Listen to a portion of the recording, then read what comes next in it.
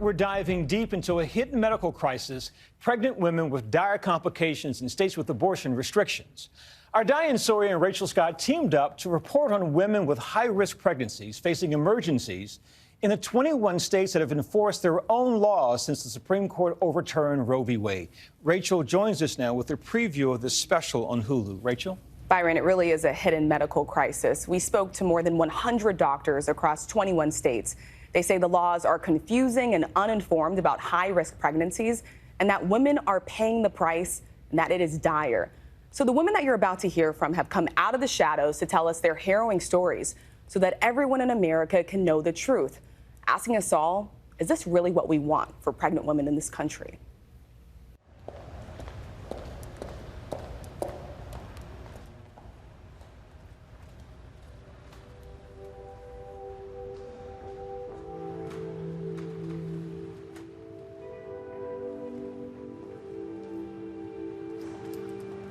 We're there as they walk into a room in Texas. From Idaho, Florida, Alabama, South Carolina, Wisconsin, Arizona, Arkansas, Louisiana, Tennessee.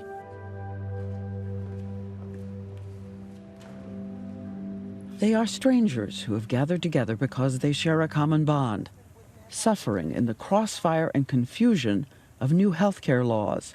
Laws in 21 states in this country, with varying bans and restrictions. These women say they know there are thousands of others out there like them.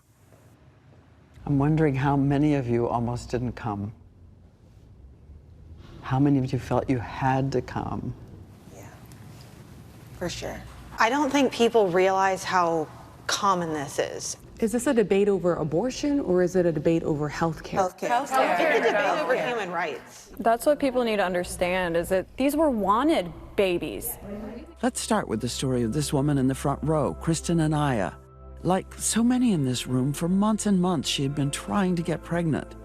Here's the moment she got the phone call of her dreams. Hello? Hi, Kristen. It's Dr. Mansfield. Are you guys together? We are. Because we have really good news.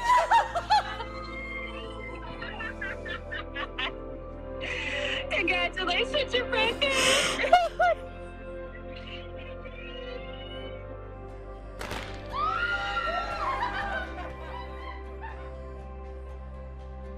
Four months of complete happiness before the day of complete heartbreak.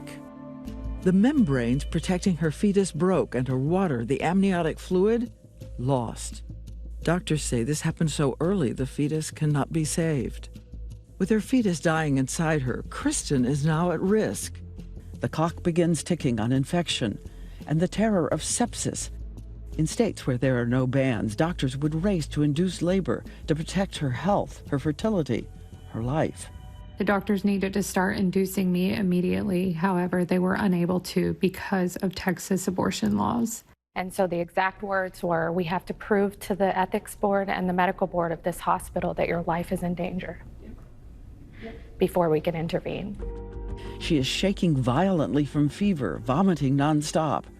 She's literally dying inside of me as I lay on the bed going septic. And in what world does that make any sense to prevent health care for me? Yeah. What about my life? So you were waiting, what, how many hours? 20, 22 Over hours? 24, almost 24 hours. Finally, the boards approve her treatment. Her doctors induce labor. The baby passes.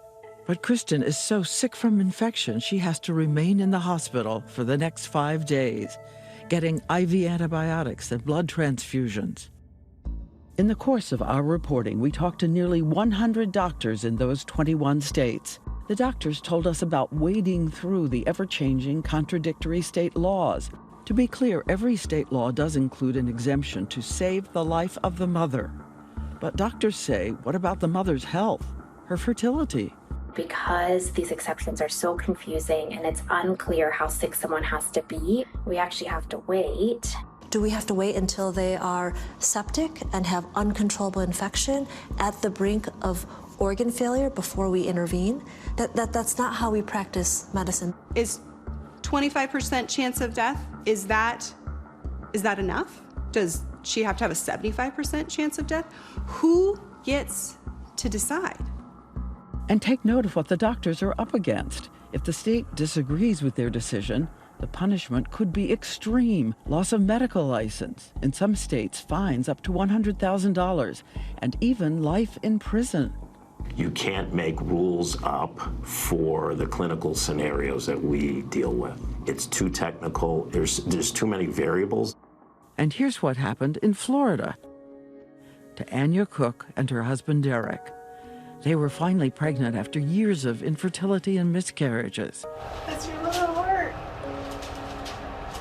Oh my God, I'm hurt. Anya was just over 15 weeks pregnant when the couple went out to dinner to celebrate their dream come true. As we were walking out of the restaurant, I felt a gush of water being thrown at me. Never in my wildest dreams did I even think that that was my amniotic fluid that was leaking out of me. So then we went to the hospital, which was about 5 minutes away. In Florida, abortion is banned after 15 weeks. So where does this leave Anya, who was just a few days past the limit? He told me in that very moment that you can get an infection, possibly sepsis, and die. The doctor is discharging her from the emergency room. She has symptoms, pelvic pain and bleeding, but the hospital said her life was not in danger yet, so she did not qualify for an emergency exception. She's sent home with antibiotics and an ominous feeling. I had a hair appointment that next day, and it popped in my mind, and I said, you know what? I have to go to my hair appointment because I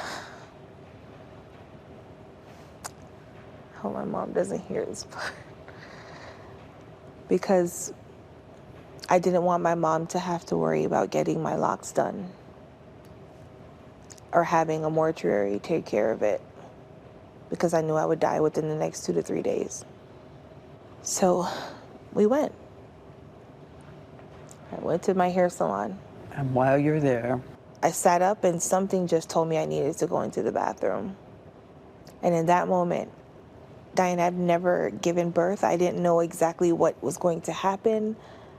I've seen videos, but this was not that. I literally put my hands on my thighs and I just let out a really big sigh.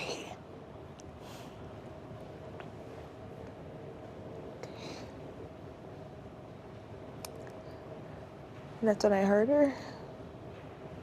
I heard my daughter hit the toilet.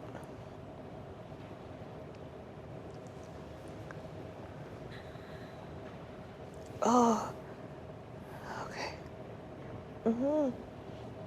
Derek comes in, calls an ambulance. She's clearly hemorrhaging. How much blood did you lose in the end? That's half the blood in her body. Half the blood in my body.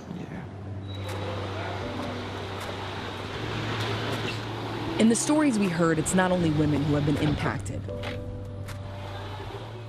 Many of their husbands also felt an urgent need to be here. It's a surreal experience. The whole thing has been surreal, to be honest. For me, it's emotional because a lot of men step back. They don't think this is their issue. Can things change without the support of men? No. We need to be together as a team. Imagine if this continue to keep going and we don't step up as men, or if our women don't fight the way they are fighting right now. Imagine if everybody just swept this up under the carpet. It's going to be a lot of casualties. A lot of women are going to die. There are so many women that this happens to that don't have the resources, that don't have the support, that are stigmatized and forced into silence. A lot of us feel like the protectors of the family. And then now we have outside sources telling us how to be fathers. It's not only a girl's dream to have a child. It's also our dream. We know that this is such a polarizing issue. But why? Why? It shouldn't be. Some of us were already for abortion, some of us were against it. in my personal opinion, I was 100% against it. I did not believe in him rape. A 12-year-old could have got raped, didn't believe it. Nope, nope. What made you change your mind? My daughter. I had to go through such a traumatic trauma experience to change my view. I am extremely grateful for those who have decided, I had beliefs previously, I have new information now, and I'm going to choose to change my beliefs based on that new information.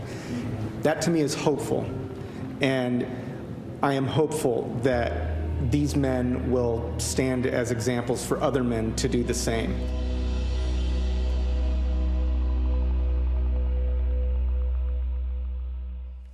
Just wow. I mean, first off, Rachel, to you, to Diane, to your team, I say this as a man, as a father, as a person of faith, thank you.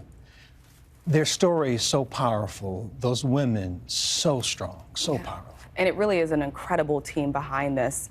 Each of those women and their partners that came forward to tell us their stories had an extreme amount of courage, and they were mostly complete strangers. Now they leave that room forever bonded by the trauma that they went through, Byron. I have plenty of questions, plenty to unpack, and we'll do that when we come back. Hi, everyone. George Stephanopoulos here. Thanks for checking out the ABC News YouTube channel. If you'd like to get more videos, show highlights, and watch live event coverage, click on the right over here to subscribe to our channel. And don't forget to download the ABC News app for breaking news alerts. Thanks for watching.